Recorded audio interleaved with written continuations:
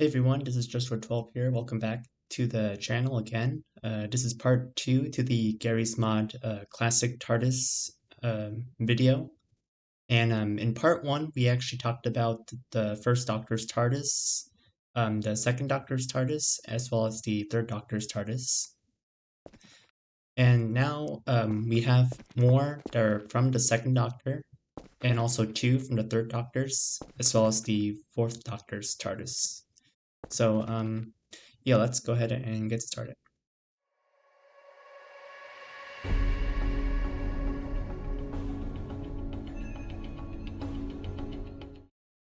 Okay, so, we're gonna, excuse me, we're gonna go ahead and start off with the second Doctor's TARDIS. Now, this is actually the 1967 TARDIS. In part 1, I actually reviewed I reviewed this one, which is the 1966 version. This is a year after that. And the exterior is actually from a VFX TARDIS exterior pack that I will link in the description below of this video. The reason why I use this exterior is because the 67 second Doctor's TARDIS reuses the same exterior from the 1966 version.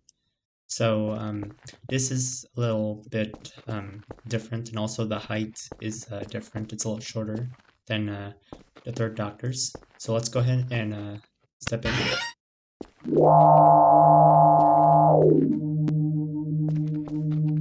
Now here's the inside. Now I'm not sure I'm not sure if this is the one that was seen in the War Games episode, or where it's the second Doctor's last episode. His interior does change, just like the first Doctor's TARDIS. So the 1966 version, you did not have this fault locator. This is called a fault locator, like in the first Doctor's TARDIS. But I think because of the show's budget, they only had to rely on having a wall painted or have like some sort of poster that had the fault locator design to it. But in the show, you can definitely see that it's not real. You can see how it's just like a plastered on the wall, and it's just like a decoration. So the console is basically the same. The color is the same. The controls are the same as well. So you can see you have the doors switch right here. And then of course we can set the coordinates. You can also press this version, the manual flight control.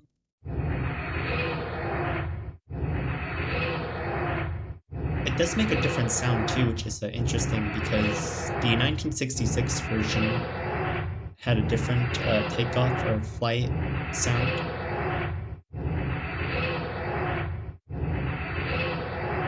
This is also the Goon's twin fix map, or I believe I mentioned it in the first part 1 as well, but it's that's how the name of the map is called.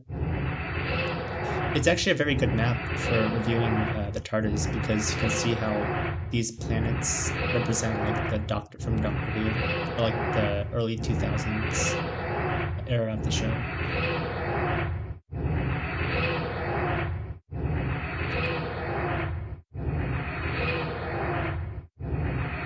So let's see if we can try to land.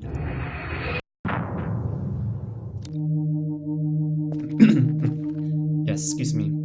Hang on 1 second.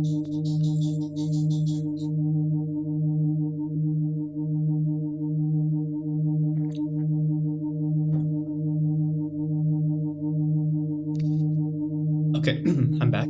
So, again, just like in the second Doctor's TARDIS, you still have the same decorations. You also got the clock that was seen in the first Doctor's TARDIS. And again, both the first and second Doctors, they reused the same elements. Some minor changes, like you see this used to be yellow or goldish in the first Doctor's TARDIS. But now I guess they had a copy of it while they were filming, and then they decided to change the color, or maybe this is a different model from the first Doctor's TARDIS, perhaps. But they basically look the same. The only difference is the color. I'm not sure if I can get this real quick, but pull out the camera. So you see how you have these numbers here? I'm not entirely sure if this is a reference to anything, or maybe it's just I don't know if it's supposed to represent the Doctor's regenerations or incarnations from first all the way to 12th.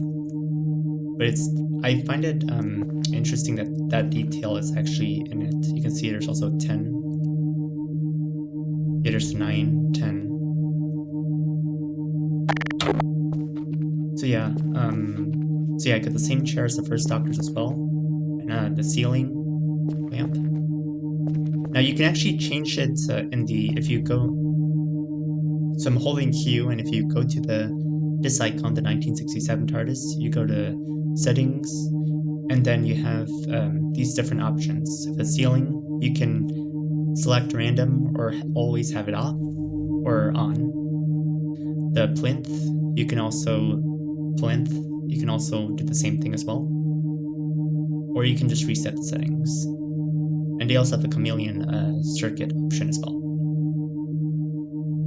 But yeah, basically if I turn the ceiling off, you can see that it's a studio with the different lights and wires as well. I'll probably show it at the end of this video to give you an idea of how it would look. Unless you want to like take a screenshot of it without the ceiling and create like something with ragdolls. They do have some Doctor Who ragdolls, definitely the first and second Doctors, even though it's not like an accurate, like realistic, natural realism version of it. But you can definitely find it in the workshop. I think they're done by Chris137 or it's Chris something. He did the second Doctor's player model as well. So yeah, I can always link those in the description if you want to subscribe to them. And you do have to subscribe. That's how the Garry's Mod Workshop works. There is no like download. The subscribe button is basically the download. Okay, so we're gonna go ahead and open the doors. Step out real quick. And let's see, we're just gonna remove this one. Some of these TARDISes I have to remove because it's gonna reduce the performance of Garry's mod, and this is actually the X64 version, because in part 1 I used a more accurate version of the first Doctor's TARDIS, and it needed to use the X64 version, or the beta version, in order for that to work. Which, speaking of that TARDIS, there was something I forgot to feature in part 1 that I will get to at the end of this video as well. So here is the third Doctor's TARDIS, and this would be the 1972 version. This was also seen when he encounters the Master. That's played by this actor, Roger Delgado. He had this almost like Dracula design with his look, like his hair's like all like slicked back, and you had Dracula did not have like a mustache or a beard, but he had that like menacing, intimidating look to him, which I thought was interesting. So yeah, this monitor and the episode are in the show, the Claws of Axos. I believe it was in that episode where you can actually see the monitor display, where it's basically a screen where you can see the Master communicating to the Doctor, and the Doctor communicating to the Master in his TARDIS. So you have a brand new console design. It's more of a pale green, much more like the first Doctor's. Now, the first Doctor's TARDIS that I reviewed in part 1, it does not show the pale green walls. They're more beige. I'm not sure if I said pale green in them or not, but you can always, that video is up. I'll put it in the description below if you want to. So yeah, the new time rotor. So obviously you don't have the glass cylinder dome in it. You just have this regular one that sticks out. Now I believe this console is supposed to be represent the Masters instead of the Doctors, because the Masters console TARDIS did not have the glass dome. But let's see if we can close the doors. That's the power switch. I highly recommend don't turn that on, because it will reduce performance. So let's see if I can find it. There's a lot of different switches. Oh, door switch. So the door switch is actually different from the first and second Doctors. They usually have like a small thing they can just like flick, but in this one there's actually a medium size. So yeah, you have some of the setup is kind of similar. You still have these two red destination buttons. You also got the compasses from the first and second. These levers are also very reminiscent of those past designs. You also got this like microphone speaker as well, or microphone here. A newer version of the fault locator, or memory bank, however you want to call it. Now I always felt like there was like a bench that was in here, but I guess no, it just has like this weird illusion to it. But you also got these bronze or brass. They almost look like Dalek buttons as well. And you also got this door here that leads into a like some sort of, if there was like a terrible crash, then like the Doctor and the companion would just like hide in here. Or if they're trying to not get spotted by any intruders, then they would just open this door and hide in here. So for the flights in this version, we can see, so flight mode, and of course it has the up and down feature. Manual flight control, so you step in from here, you go here. Now the console is not straight from the doors, so you have to probably, like, this is where the center would be, and then you would go to the left here, and it of course has a different sound effect. It's almost like echoing. You can hear it's materializing, but the sound effect actually echoes.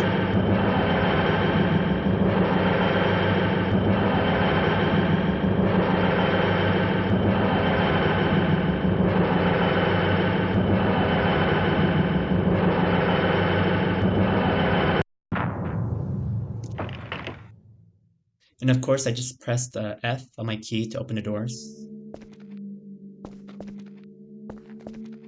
And that's basically it. And you also get the new ceiling as well. You don't get that like light box thing on top. You just get like this circular gray dome in the middle. You have these lights here.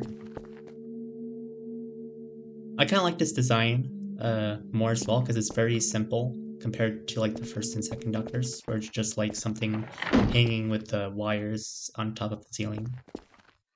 So yeah, that's the 1972 TARDIS, 1972. Here is the 1973 design of the Third Doctor's TARDIS. So this one is more represents the Three Doctors episode, which is the Third Doctor story, and various other ones as well. Because in the Three Doctors, you only get this bit here. Like, this is like the only bit you have from the episode. Just, you don't get any of this because this is from like other episodes after that or before. But yeah, this is when the show is on its 10th anniversary. You also got a ceiling that has an updated ceiling. Instead of having wires attached to it, it's just all secured on top, or just molded to the ceiling. You also got these round things, and they have this weird light setup for like some of it's darkening, but then they light up even more and repeat the process. You also got the monitor here. You also got a couple of cabinets that do actually open.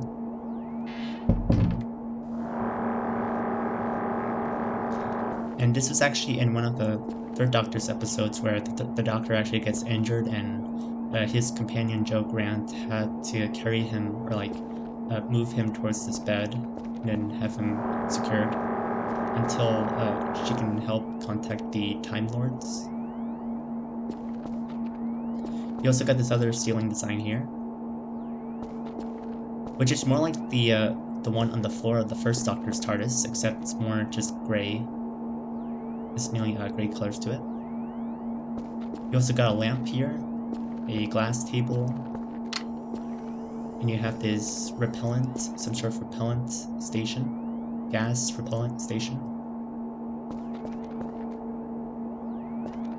On the console is basically the same, the console base, but you have the time rotor with the red and green from the 1971 TARDIS in Part 1. Now, obviously when you step in, the console's gonna be not parallel to the door, it's just gonna be like in a diagonal, sort of, or perpendicular diagonal position. So this is where the main center of the console would be. And here you have the flight mode. Right is the handbrake, throttle to take off, power switch. These are the door switches, and locking down mechanism. You also got these knobs that you can turn on. And then you also have self-repair. Now with this one, let me see if I can find the manual. Okay. So this one has the same sound effect features, and the same exterior as well.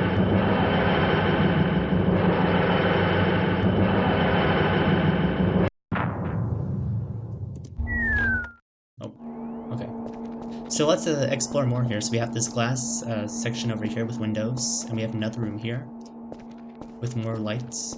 You can open these doors. Now I believe the creator mixed some elements of the 1980s TARDIS, which was the 5th and 7th Doctor's TARDIS, or 5th, 6th, and 7th Doctor's TARDIS. So yeah, you can see it's basically empty unless you want to role play and add some like cabinets or like decorate it a bit. And you have more round things in these columns, more lights, and you have this door that opens up that has more areas to visit. More another pair of ceiling lights, another computer station, which I don't know if this was in a behind the scenes photo or maybe some a scene from an episode during the Third Doctor era. This door does not open, so it is basically off limits. Another door here that does nothing. Pair of doors that lead to nowhere as well. You still got the round things and the light boxes right here. More lights.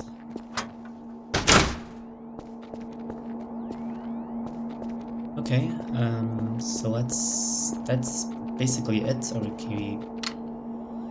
Yeah, and this you can lift it up and then close it. You also got this like glass display here as well. Okay, so we can just open the doors again.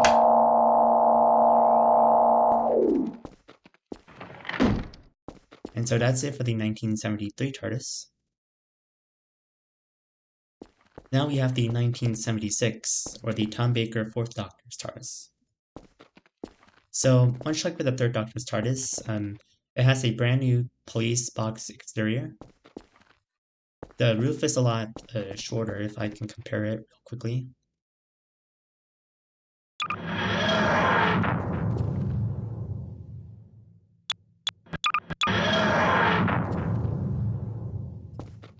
Okay, so the 3rd Doctor's TARDIS did have a couple of design changes with his TARDIS. So this one is actually almost the same height as the fourths.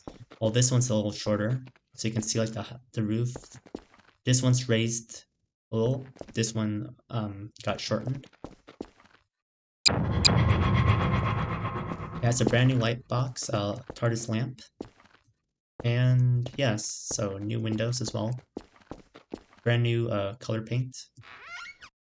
So let's open the doors. And see if we can go in.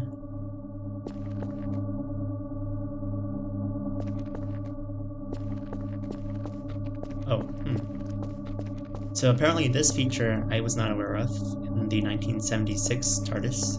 You got some classic round things. And it's also a show on set, so you can see like these strings holding up the set, the walls. So this is actually the Fourth Doctor's secondary TARDIS, the wooden console. You can see you have the Third Doctor's jacket and shirt. You got some like headphones, here, headsets, and you have like this nice wooden design with some studio lights, a wooden column, and this is another version of the Third Doctor's clothes from Planet of the Spiders, or Planet of Spiders. This is what he would have worn, but then when he regenerates, the bow tie is actually unseen, and it's just his blue shirt and black smoking jacket underneath. Yeah, blue shirt and smoking jacket. So to access the controls, you have to open up this area here, panel, and that's the same thing for the other ones as well. Kind of hard to open them, just open here.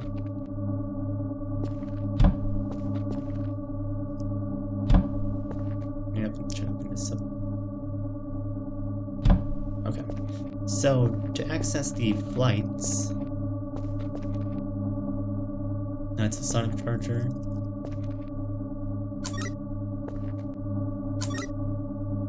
That's the coordinates. Cardboard.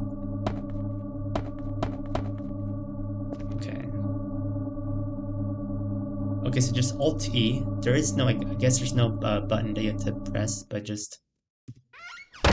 Okay, now we're gonna press R.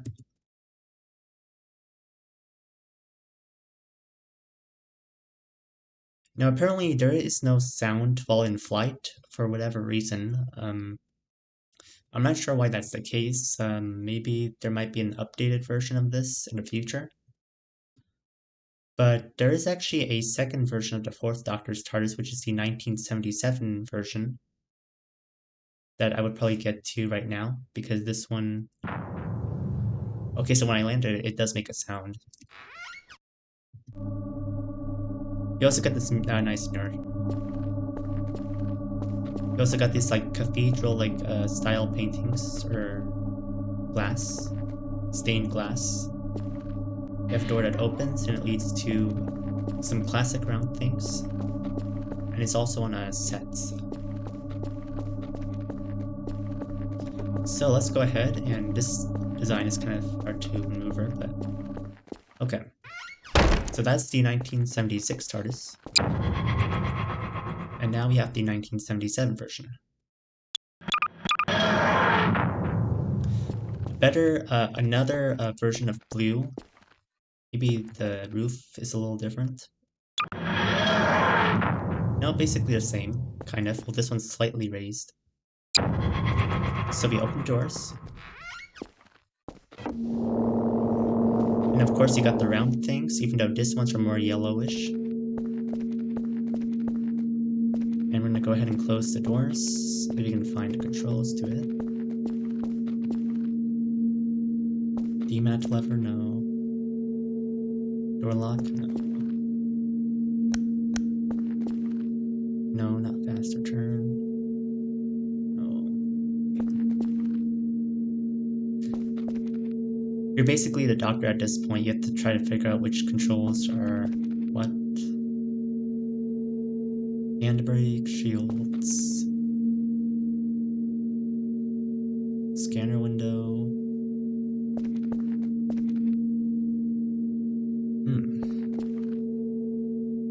Past return. No, redecoration.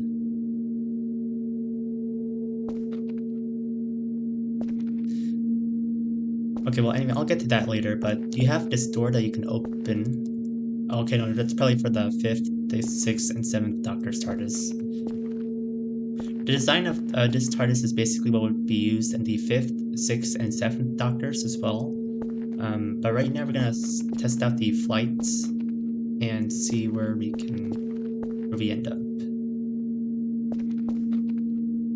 Okay, I guess this one. Nope, we cannot even close the doors. Okay, okay, there you go. So third-person view. Okay, so you step right in here, and then go to the left a little bit until you reach this screen. Third-person view. Okay, now I take flight. Now this one has a flight sound effect.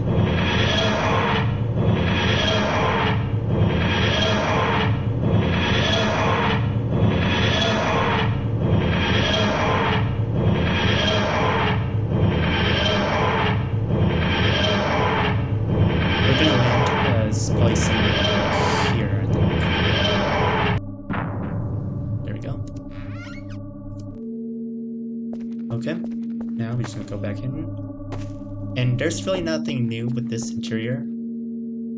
It's just, I thought this door was gonna lead into anywhere, like to more hallways, but I think is there an updated version of this, or no? It's just this one.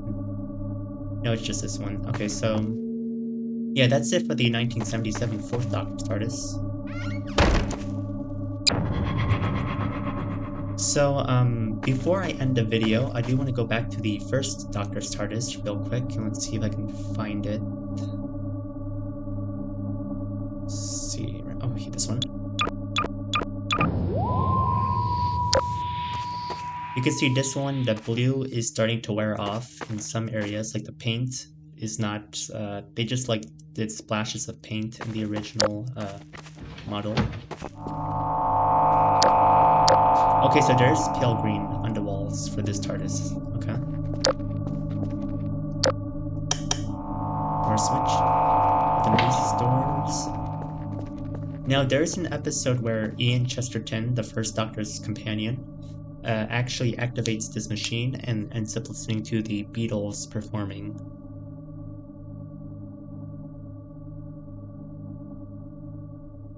So I don't remember which episode this is, but I think this was like in an earlier season before the Doctor drops Ian and Barbara back to London. I don't think Susan is with them at this point. Unless this was somewhere during an Unearthly Child, or maybe somewhere after that, but somewhere in the earlier seasons for sure. Okay, I'm gonna go back here.